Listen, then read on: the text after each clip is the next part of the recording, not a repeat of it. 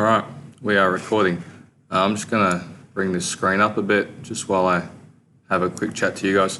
All right, guys, good morning. I just wanted to go through this design-based task for you, being the Year 10 Digital Graphics Design task, which is a laser cut task. Just having a look quickly at the brief, guys. I've highlighted different parts of this one here. And it says that you are required to, so use AutoCAD, which you've been using, in the production of a laser cut product. So a laser cut product, that would be something like this, yeah? That laser cut product, it needs to be assembled into a three-dimensional game, toy, or accessory that could be sold to a specific market. So that really leaves you quite open in regards to what you could go about constructing. So I'm going to go through a couple of different examples just to help give you guys some ideas while you go about doing your design work. And then next week, I'm probably going to specifically show you how to produce a particular type of product. So I just going to bring this down a bit. All right. So I wanted to run through a couple of different ways this is actually done. So laser cut, assemble, different ways of assembly. So one of the ways of assembly that you could look at doing would be with like little toys or models. And if you have a look here, you've got a series of different pieces and they all have a groove cut out of them. And that groove is the thickness of the material you're using and they all clip together. So this is couple of really simple ones. Here's another one which would be probably about the same level of complexity there, and we have another one here as well. I actually have one. This is my son's dinosaur toy. This one wasn't laser cut. It looks like it's been cut out with blades of some sort, so it was probably cut in China. But not really the point, because at the end of the day we're using the same overall method of construction. So I've got a piece here with a few different grooves in. Those grooves are as thick as my material. These pieces here, and they will just overlap each other, slide into place, and we'll go about.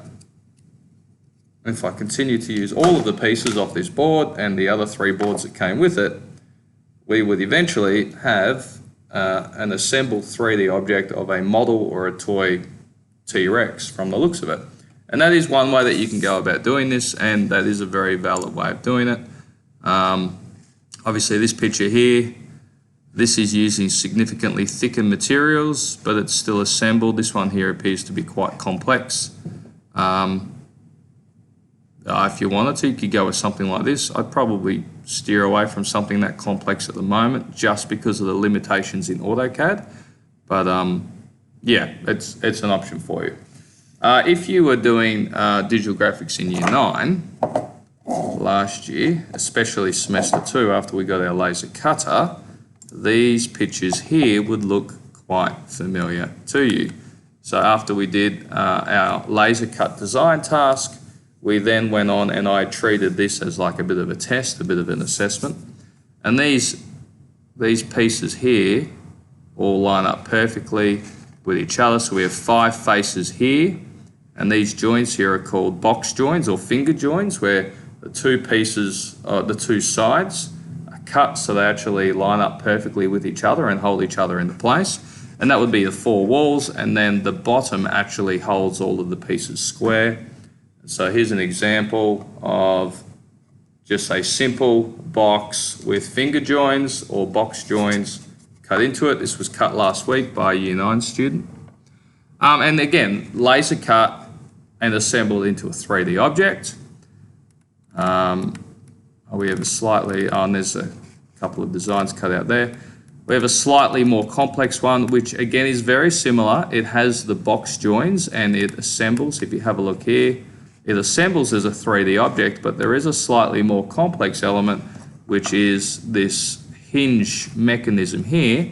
And this is what this one looks like. And if it was cut properly, or if it was drawn properly, that hinge would open up. Although this one gets a bit stuck. So the measurements used in this one were not the most accurate. But there's the idea with that one there. Then if we want to look at something with another level of complexity to it, this is what some students were doing last year if they were aiming for an A standard. Again, lots of box joins across all of the faces. This helps everything to line up properly. So I highly recommend the use of finger joints or box joints if you're making something like this. But it also has a sliding draw component, so there's a little bit more maths involved there. And this is that one, lots of box joins with the sliding component. And the only thing that's we needed to consider there is these inlays here. They actually glue on the inside so that the lid doesn't fall down once it slides in, so the lid has something to slide along. So that's those ones there, and they're great ideas. Don't do these because these are Year 9 ones. You're supposed to design your own, but you can certainly use them as a form of inspiration. There is another type of join which I'd like you to consider, because all of these are, there is a moving part here, which is great, and there is a moving component here, which is also great. But what if you wanted to make something to, I don't know, hold a pair of sunnies or hold a mobile phone, and you didn't want it to be a box, so to speak. So there is a way, and Mr. Hoffes can talk to you about properties of different materials, but there is another kind of join which allows movement in a rigid material. Oh, yep, there's a photo of that one there.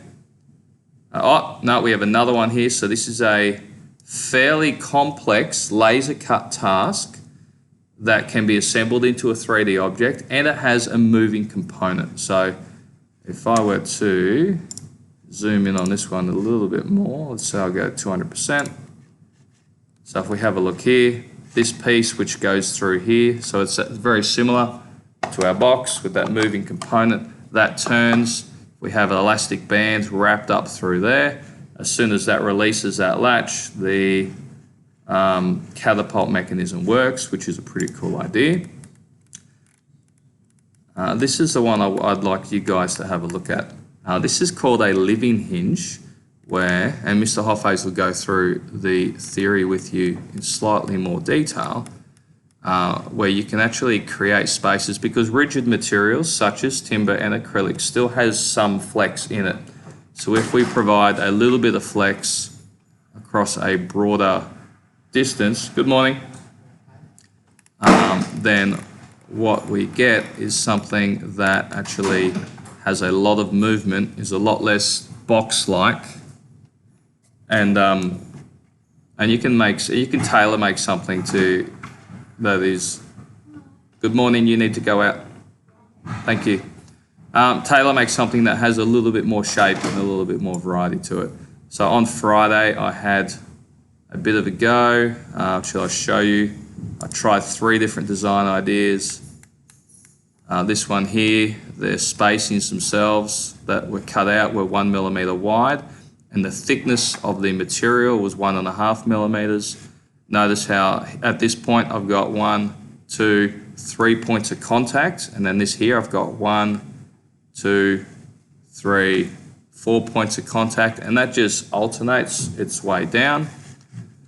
I then tried this one with, again, 1.5 millimeter spacings between the lines, just cutting grooves. That one didn't have very much flex in it.